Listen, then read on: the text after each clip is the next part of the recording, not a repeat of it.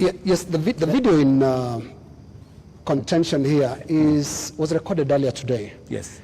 That of former MP Alfred Keter being abducted in broad daylight. Mr. President, before you even talk about the entire incident, the children were screaming, and a sound that we believe belongs to the wife was also heard, screaming in distress. How does that make you feel? Three things. I have told you, I made a deliberate decision to make sure that the police operate independently. That's number one. Number two, I have told you, if the police summon Linus Kaikai, and Linus Kaikai refuses to go to the police, are the police not entitled to come and look for you? When the police come to arrest you after they have summoned you and you didn't show up, is that an abduction? So let's have this as a confirmation. That no, I'm just asking you. Let's have this as a confirmation, Your Excellency, that Alfred Keter was summoned by police. He refused to the police respond have to issued the a summons. statement. I would suggest, instead of us having a back and forth, the police have released a statement. Can you check what the police have released, the statement? And you still not answered my question. Which the was? wife and children screaming that way. I mean, how do you feel, Your Excellency? I mean, my friend, every child, every mother feels the same when their parent is under attack. I mean, that is what it is. But let me ask you, what about the children? What about the children of those who have lost their lives because of the criminality of others? Don't they feel the same? So we just need to be a country of the rule of law. Impunity cuts both ways. Those who respect the law must be protected by the law. Those who do not respect the law must face the full force of the law. That's how it operates. That's how we will have a society. Here is the same way, we must condemn excessive use of police powers, but we must equally deal firmly and decisively with criminals who put the lives of other Kenyans in danger, destroy property of hard-earned earnings. There are many people, Linus, in this demonstration that have lost livelihoods, that today their children are crying. Today their wives are in tears because they don't know how to face tomorrow. Mr. President, their businesses have been wiped out. Yeah. Their incomes have been destroyed.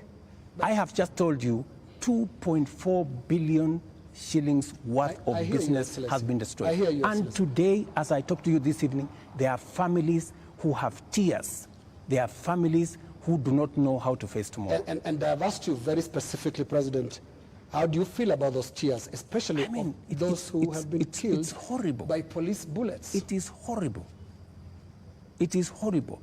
When you find a situation where people are grieving, whether they are grieving because their parents have been arrested, or they are grieving because their hard-earned earnings of many years, monies there, I have on my phone, people who are saying, I borrowed money.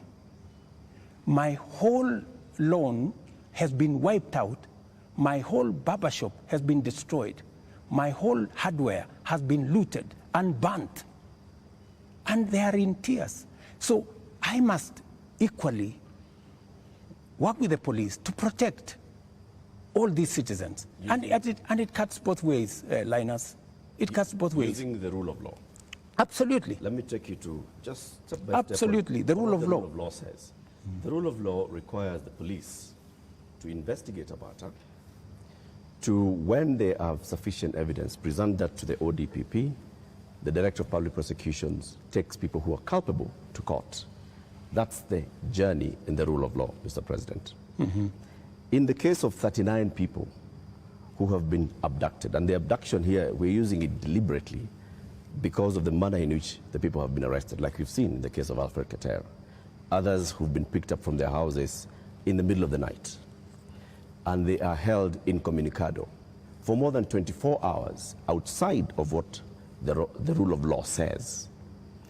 And then they are not taken to court, so they are not charged with anything. That is outside of the rule of law. So in one instance here, we are saying we are not following the rule of law. In the second instance, Mr. President, you have people who were unarmed, like in the case of Rex, who was shot in the middle of the night, unarmed, who have been shot by police and they've ended up dead. 24 of them. You say 19. That again is extrajudicial because there is no justification that has been produced to show that there was justification for the police to use the excessive force. So basically we are showing examples where the rule of law, which you promised to uphold, which you also set and said, this is what the police has been doing. And you said, Mr. President, as you took office, that the problems with the police service also are going to the top, the leadership of the police service. And you promised the people of Kenya that you're going to hold the police to account outside of the rule of law and accountability, which comes to your desk. Are you holding the police accountable for 39 people abducted, for 24 people killed, for 627 people arrested and not charged, for 431 people injured by live bullets, rubber bullets, tear gas canisters, police batons? Latif, as I have told you, we must operate within the parameters of the rule of law. And I agree with you. The police must never act outside the framework of the rule of law. They must do that which only the Constitution and the law allows them to do. And it is very clear that any operation of the police outside the parameters of the law, the police will be held to account. Whether it is holding citizens beyond the stipulated time, but I must be thoroughly clear to you. When police arrest somebody, there is a constitutional timeline which they are allowed by the law to hold that person. 24 hours. That does not amount to an abduction. 24 hours. In my opinion. A case in point is what has just been said here about what happened earlier today. And you guys clearly said in this conference that it was an abduction. I mean, it's just clear now that it is not an abduction. They're not this is an arrest. And the police have come forward to say, this is the situation, we have arrested this person, and it is just good for us to all of us follow the law. And I agree with you, the police must act within the law. But let me ask you one question also, Latif. I have never, in this conversation, which is now 20 minutes in, are you guys bothered about the fact that Parliament was burnt? Are you guys concerned that millions of businesses, of Kenyans, hardworking Kenyans, were destroyed? How do you feel? But it all how do you feel? It all happened under your watch, Mr. President. No, but this is at the end of the day, this is why we are saying you sought to keep us safe. We must be even. You know, we must be even. The police have a difficult job. They have to make sure the peaceful demonstrators are protected. But they also must make sure that the criminals, and when you say criminals, you know, when I said the other day criminals, many people took offense that I was calling the demonstrators criminals. That's not. Families of the dead, Your Excellency, that is not. That's a lot of offense. Family of Rex. Rex was killed in a week when the protesters were very peaceful. The first week of these protests were peaceful. We saw protesters carrying Placards. And water bottles. water bottles. Rex was killed on his way out of work. Let me How do you feel? I mean, let me tell you when they hear you say criminals. I mean, are you telling me Rex is the one who banned Parliament? But Rex died without breaking anything. No, I'm just telling you. He died before. Rex There are criminals who infiltrated and caused mayhem. And in fact, some of the criminals are actually harmed. They actually harmed the peaceful protesters. Many of the peaceful protesters, they lost phones. They were attacked. In fact, some of the peaceful protesters were attacked by criminals, including a clear example of the one I have explained to you, that they overpowered the police, took the gun from the police, and started shooting innocent people. So we must deal with this situation globally. Mr. President. I feel for Rex and the mother. This should not happen to any child in Kenya, especially when they are engaged in a peaceful demonstration. Mr. President, the concern I've heard from the young people, because I've been speaking to a lot of them, and they said they haven't heard you. In the two statements, actually there are more now because you have spoken in other settings apart from the two addresses you gave.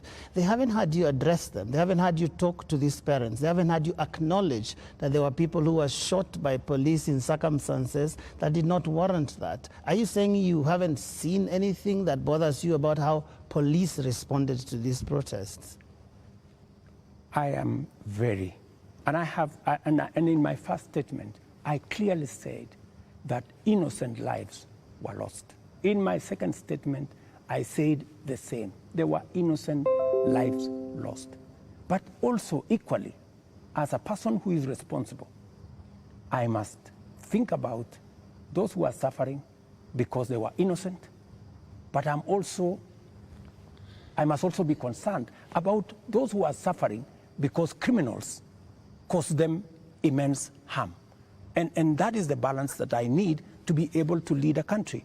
I must protect everybody. I must protect the protesters, and I must be concerned about their lives.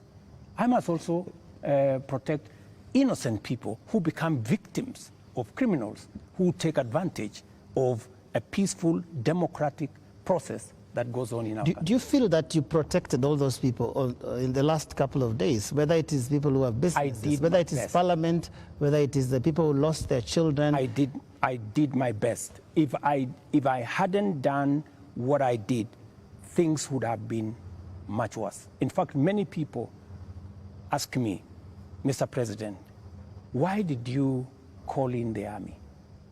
I mean, what choice did I have? I mean, it would have been very reckless of me in the face of the kind of harm people had gone through, the 19 lives that were already lost, in the face of a burning Chief Justice Office, Parliament, and the rest of it. I mean, it would have been very reckless of me not to mobilize every arm of government and every arm of our security agencies to protect the country and to protect lives. You acted as Commander-in-Chief. You also acted as President, Head of Government, and the person who took the sword and promised to protect the people of Kenya.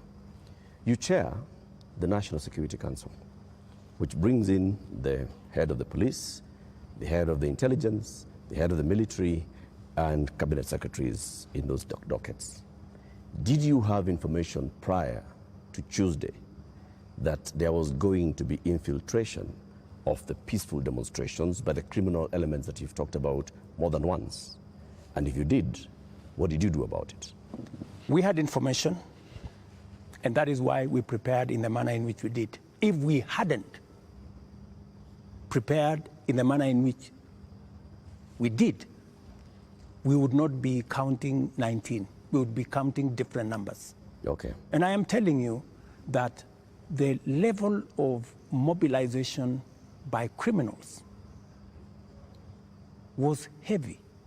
In fact, many of the peaceful protesters, many of the young people, very well-meaning young people, left the town by 10, maybe 11, because they realized, and in fact you could hear them in their zelo.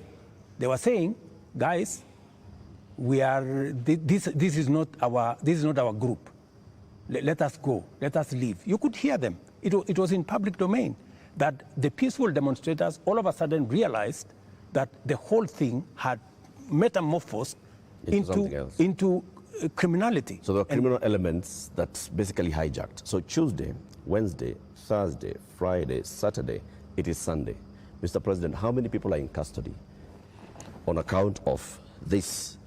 Those who you said they conducted treasonous activities, there were criminal elements. You will see them in court tomorrow. How many people are in custody? You will see them in court tomorrow. The police know what I have a ballpark brief by the police that they have enough people.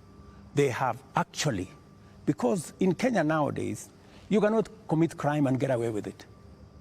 Those who attacked Parliament are on CCTV. Those who attacked the judiciary are on CCTV.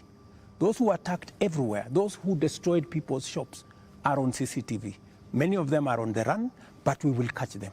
Similarly, Your Excellency. Are the funders Similarly, Your and Excellency. financiers in custody? Similarly. To your question, so the police are at it. Because if we don't deal with impunity, we will not have a country. Now, similarly, Your Excellency, you speak of them, protesters being on CCTV. Not the protesters, I'm saying the criminals who attacked Parliament. Right. Now, every policeman also, without uniform, conducted an abduction, has also been captured on camera. Those who captured Shad Kiprono were captured on camera. Those who captured Alfred Kiter today were captured on camera. And a number of other such incidents. Similarly, so that because I can hear you balancing. Yes, that's correct. Yes, are we going to see action against the killer cops, or were they doing what you are saying you had to do to prevent this from being bad? Any killer cop who went beyond what is provided for in the law, action will be taken against them. But to your question, are you telling me, Lenas,